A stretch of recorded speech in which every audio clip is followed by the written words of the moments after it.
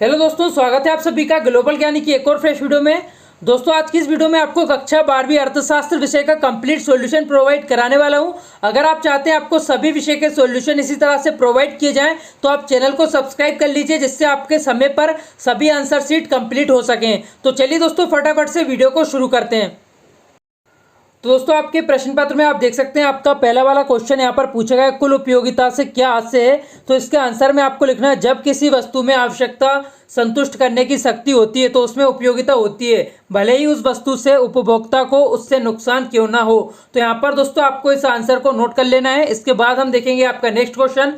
आपको जहाँ भी जरूरत लगती है आप वीडियो को रोककर नोट करते हुए चलिएगा। आपको एक एक करके मैं स्लाइड करके सारे क्वेश्चन वीडियो में दिखाता हुआ चलूंगा। तो यहाँ पर आपका हम सेकेंड वाला क्वेश्चन देखेंगे। इसमें आपसे पूछा गया, फर्मा को स्वतंत्र प्रवेश और बहिर्गमन किस प्रकार का बाजार है। तो यहाँ पर दोस्तों इसका आंसर आपको लिखना है। सबसे पहले आपको हेडिंग डाल लेना है, फर्मा का स्वतंत्र प्रवेश तथा बहिर्गमन। इसके बाद इसका आंसर आपके सामने लिखा हुआ है, तो इसे भी आप वीडियो को रोककर नोट कर लेंगे। इसके बाद हम बढ़ेंगे आपके नेक्स्ट क्वेश्चन की तरफ, जो है आपका प्रश्न क्रमांक 3। तो यहाँ पर आपसे प्रश्न क्रमांक 3 में पूछा गया, अंतिम वस्तुएं किसे कहते हैं। तो यहाँ पर इसका आंसर भी आपके सामने है। वीडियो को थोड़ा सा HD में रखिएगा तो आपको लिखने में कोई प्रॉब्लम नहीं होगी। सारे आंसर यहाँ पर आपको टाइप करके प्रोवाइड किए गए हैं, हैंड रिटन राइटिंग में आपको प्रोवाइड नहीं किए गए हैं, जिससे आपको कोई भी प्रॉब्लम नहीं आएगी। बस आपको वीडियो को HD में रखना है और आंसर को नोट करते हुए चलना है।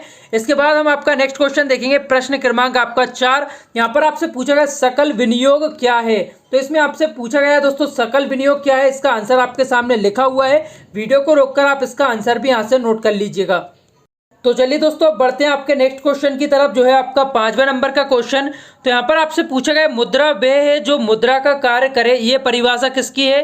तो ये दोस्तों ये परिभाषा है वो हार्टले ब्रदर्स तथा वोकर के अनुसार है। तो यहाँ पर इसका आंसर आप देखकर लिख लेंगे। काफी छोटे छोटे आंसर हैं यहाँ पर। अब दोस्तों हम आपका अगला वाला क्वेश्चन देखेंगे। उम्मीद करता हूँ आपने प्रश्न क्रमांक 5 का आंसर अपनी आंसर शीट में लिख लिया होगा। आपका अगला क्वेश्चन है प्रश्न क्रमांक 6, सरकार के बैंकर के रूप में कौन सा बैंक कार्य करता है। तो इसका आंसर हो जाएगा, सरकार के बैंकर के रूप में रिजर्व बैंक कार्य करता है। इसके बाद आपका अगला क्वेश्चन देखेंगे। काफी छोटे छोटे आंसर हैं सभी क्वेश्चन के। आर्थिक मंदी के समय किस प्रकार का बजट बनाया जाता है। तो आर्थिक मंदी के समय सरकारी बजट बनाया जाता है। इसके बाद नेक्स्ट आपका क्वेश्चन है यहाँ पर प्रश्न क्रमांक 8, संतुलित बजट किसे कहते हैं, यहाँ पर पूछा गया है। तो देखिए, अगर एक वित्त वर्ष में सरकार की आमदनी और खर्च के आंकड़े बराबर हो तो उसे संतुलित या बैलेंस्ड बजट कहते हैं।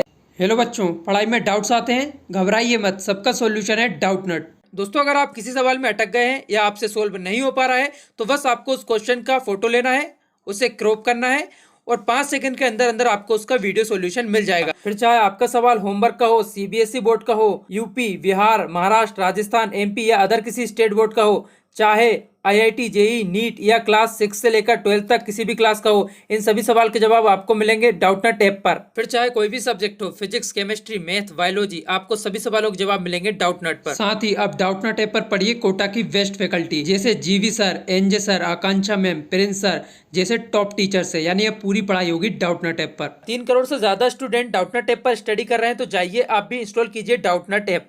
तो ये दोस्तों आंसर है आपका प्रश्न क्रमांक 8 का।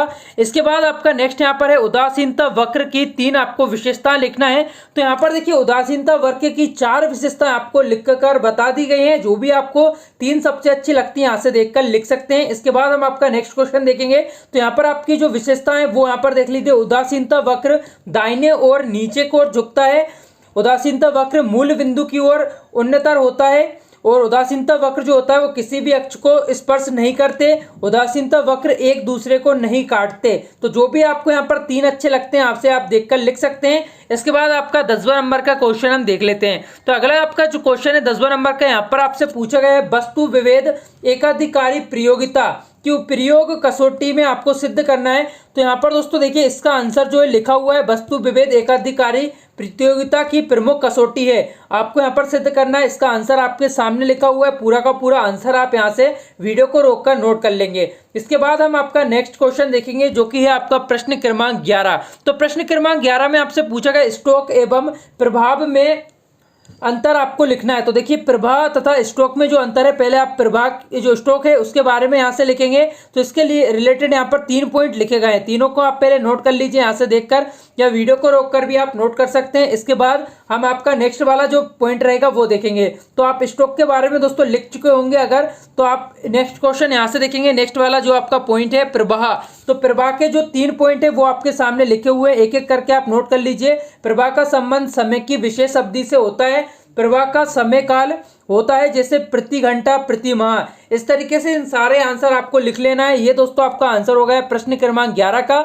इसके बाद हम आपका नेक्स्ट क्वेश्चन देखेंगे। अगर आपने वीडियो को अभी तक लाइक नहीं किया तो दोस्तों लाइक जरूर कर दीजिए, जिससे आपके सभी सब्जेक्ट के आंसर जो रहेंगे मैं जल्द से जल्द आपको प्रोवाइड करा सकूं। तो यहाँ पर दोस्तों आपका नेक्स्ट क्वेश्चन जो है, यहाँ पर आपसे पूछा गया है 12वें नंबर के क्वेश्चन में प्रत्यक्ष कर के गुण आपको लिखना है। तो यहाँ पर सबसे पहले देखिए प्रत्यक्ष गुण लिखा हुआ है, एक एक करके सभी पॉइंट आपको लिखना है। पॉइंट के रूप में आपको लिखना होंगे क्योंकि यहाँ से आपके लॉन्ग आंसर शुरू हो चुके हैं। तो देखिए आपका पहला है समता एवं न्यायशीलता, तो ये आपकी हेडिंग है। इसके बाद यहाँ से आपको देखकर लिखना है पूरा आंसर जो है, पहला वाला पॉइंट यहाँ से देखकर आप नोट कर लेंगे। इसके बाद बढ़ते हैं हम आपके नेक्स्ट क्वेश्चन की तरफ।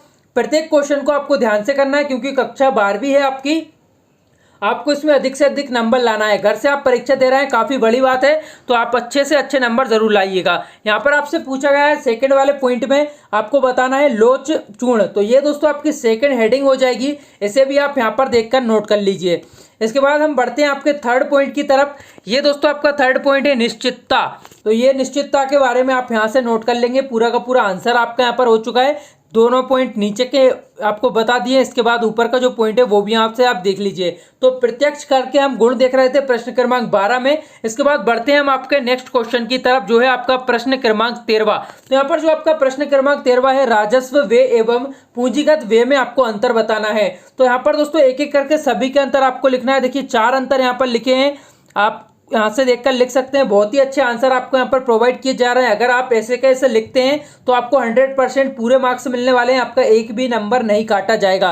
तो बस आपको वीडियो को दोस्तों लाइक कर देना है और चैनल को सब्सक्राइब कर लेना है, और सभी वीडियोस आपके लिए बहुत जल्द से जल्द प्रोवाइड की जा रही है। बस आप चैनल को सब्सक्राइब करके रखिए, जैसे ही वीडियो आती है आपको उसका नोटिफिकेशन मिल जाएगा अगर आप नोटिफिकेशन बेल को ऑन कर देते हैं। इसके बाद आपका अगला वाला क्वेश्चन देखेंगे, प्रश्न क्रमांक जो 14 है, बजट के आपको उद्देश्य बताना है। तो देखिए बजट के जो उद्देश्य यहाँ पर 5 लिखकर बताए गए हैं, जो भी वेस्ट थे मैंने आपको प्रोवाइड कर दिए हैं। तो आप इस तरीके से यहाँ पर नोट करेंगे, आर्थिक विकास की दर में वृद्धि करना, गरीबी व बेरोजगारी को दूर करना, असमानताओं को दूर कर आय का सही योजनाओं में उपयोग करना, बाजार में मूल्य व आर्थिक स्थिरता बनाए रखना, अन्य सभी क्षेत्रों रेल, बिजली, वित्त, अनाज, खाद्य पदार्थ, बैंकों के लिए भी फंड रखना। तो ये दोस्तों 5 पॉइंट आपके लिए लिखकर बता दिए गए हैं। इसके बाद हम बढ़ते हैं आपके नेक्स्ट क्वेश्चन की तरफ, जो है आपका प्रश्न क्रमांक 15। तो देखिए प्रश्न क्रमांक जो आपका 15 है, यहाँ पर आपसे प्रमाणिक मुद्रा एवं सांकेतिक मुद्रा में अंतर आपको लिखना है। तो देखिए सांकेतिक जो मुद्रा है उसके विषय में यहाँ पर जानकारी लिखी गई है, यहाँ पर देखकर आप नोट करेंगे। सबसे पहले आपको देखिए 2 चीजों में अंतर बताना है, एक है प्रमाणिक मुद्रा, दूसरा है सांकेतिक। तो सांकेतिक को हेडिंग आपने डालना है और पूरा का पूरा जो यहाँ पर लिखा हुआ है पैराग्राफ यहाँ पर देखकर आप लिख लीजिए। इसके बाद बात करेंगे हम प्रमाणिक मुद्रा के विषय में, जो कि यहाँ पर लिखा हुआ है प्रमाणिक मुद्रा। तो इसको भी आपको यहाँ से नोट कर लेना है और आपका यहाँ पर पूरा आंसर हो जाएगा प्रश्न क्रमांक आपके 15वें का। इसके बाद हम बढ़ते हैं आपके नेक्स्ट क्वेश्चन की तरफ, जो है आपका 16वां नंबर का प्रश्न। तो इसमें आपसे पूछा गया भारत की राष्ट्रीय गणना में होने वाली कठिनाइयां आपको बताना है। तो देखिए कौन कौन सी कठिनाई आप लिखेंगे, पर्याप्त एवं विश्वसनीय आंकड़ों का अभाव, व्यावसायिक विशिष्टीकरण का अभाव, उत्पादन के कुछ भाग की गणना करना कठिन होगा।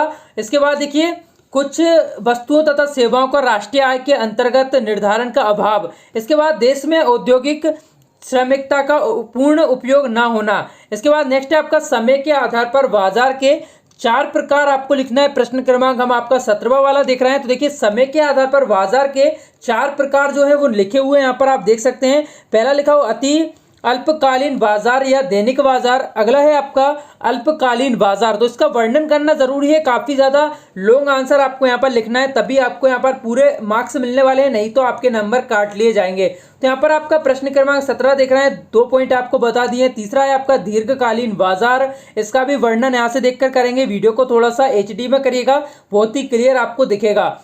ठीक है, पूरे के पूरे हेडिंग के रूप में आपको आंसर जो प्रोवाइड किए जा रहे हैं, अगर इस तरीके से आंसर कोई भी लिखता है तो उसको पूरे मार्क्स मिलते हैं, बिल्कुल भी उसके नंबर नहीं काटे जाते। नेक्स्ट है आपका अति दीर्घकालीन बाजार जो है वो आपका चौथा पॉइंट है। तो यहाँ पर पूरा आंसर हो चुका है आपके प्रश्न क्रमांक 17वें का। इसके बाद बढ़ते हैं आपके नेक्स्ट वाले क्वेश्चन की तरफ, जो है आपका 18वां उत्पादन संभावना वक्र की आपको मान्यताओं का वर्णन करना है। तो आपके सामने यहाँ पर लिखी हुई है, देखिए पूरी की पूरी जो मान्यताएं आपको यहाँ से देखकर नोट कर लेना है। एज इट इज पूरा आंसर आपके आंसर शीट में आप लिख दीजिए और बाकी सब्जेक्ट के आंसर आपको बहुत जल्द प्रोवाइड किए जाएंगे। बस चैनल को सब्सक्राइब कर लेना है आपको और अपने दोस्तों के साथ शेयर जरूर करना है वीडियो को। देखिए एकाधिकार प्रतियोगिता एवं अल्पाधिकार में अंतर आपको बताना है। तो आपके सामने लिखे हुए यहाँ पर देखकर आप नोट कर पाएंगे। ये दोस्तों आंसर है आपके प्रश्न क्रमांक 19वें का। इसके बाद देखते हैं हम आपका नेक्स्ट क्वेश्चन। तो आपका अगला वाला जो क्वेश्चन रहेगा दोस्तों, यहाँ पर लिखा हुआ है रिजर्व बैंक ऑफ इंडिया के केंद्रीय बैंक के रूप में कार्य की व्याख्या आपको करना है। तो यहाँ पर देखिए इसका आंसर पूरा आपके सामने है। जो पॉइंट यहाँ पर लिखे हुए हैं इसी तरह से आप पूरा पॉइंट लिखेंगे तो कोई आपका अंक नहीं काटा जाएगा। प्रश्न क्रमांक 20 का पूरा आंसर आपके सामने है। तो देखिए ये पूरे पॉइंट आपको लिख लेना है। अगर आप यहाँ से सिर्फ 5 पॉइंट लिखते हैं कोई तो भी आपको पूरे अंक मिल जाएंगे। तो जो भी 5 पॉइंट आपको वेस्ट लगते हैं वो आप यहाँ से देखकर नोट कर लीजिए। इसके बाद आपका अगला क्वेश्चन 21वां वाला, जिसका आंसर आपके सामने है। ऐसे मैं थोड़ा सा जूम करके बताऊंगा। देखिए क्वेश्चन आपके पास लिखा हुआ है, आंसर बस यहाँ से देखकर लिख लीजिए। तो ये आपका प्रश्न क्रमांक 21वां हो गया है। इसके बाद बढ़ते हैं हम आपके नेक्स्ट क्वेश्चन की तरफ। तो आपका अगला वाला क्वेश्चन यहाँ पर 23वां मांग में परिवर्तन का संतुलन मूल्य पर क्या प्रभाव पड़ता है, आपको रेखा चित्र द्वारा इसे समझाना है। तो ये आपका आंसर हो जाएगा प्रश्न क्रमांक 23वें का। फटाफट से वीडियो को रोककर इसे नोट कर लीजिए। इसके बाद आपका जो अगला क्वेश्चन है 24वां वाला, मांग के नियम के अपवाद आपको बताना है। तो पहले दोस्तों पूरा ये पैराग्राफ आपको लिखना है। इसके बाद मांग के जो अपवाद हैं वो आपके सामने लिखे हुए एक एक करके आपको बता देता हूँ, यहाँ पर देखकर नोट कर लीजिए। तो दोस्तों यहाँ पर कितने अपवाद लिखे हैं, 10। तो 10 आपको यहाँ से नोट कर लेना है। काफी बड़ा इसका आंसर है, तो एक एक करके आपको थोड़ा जूम करके बता देता हूं जिससे लिखने में आपको सुविधा होगी। तो यहाँ पर दोस्तों आपका कंप्लीट हो चुका है अर्थशास्त्र विषय का पेपर। अब बाकी सब्जेक्ट के आपके पेपर आपको बहुत जल्द प्रोवाइड किए जा रहे हैं। बस आपको वीडियो को लाइक कर देना और चैनल को सब्सक्राइब कर लेना है। और वीडियो देखने के लिए आप सभी का बहुत बहुत धन्यवाद।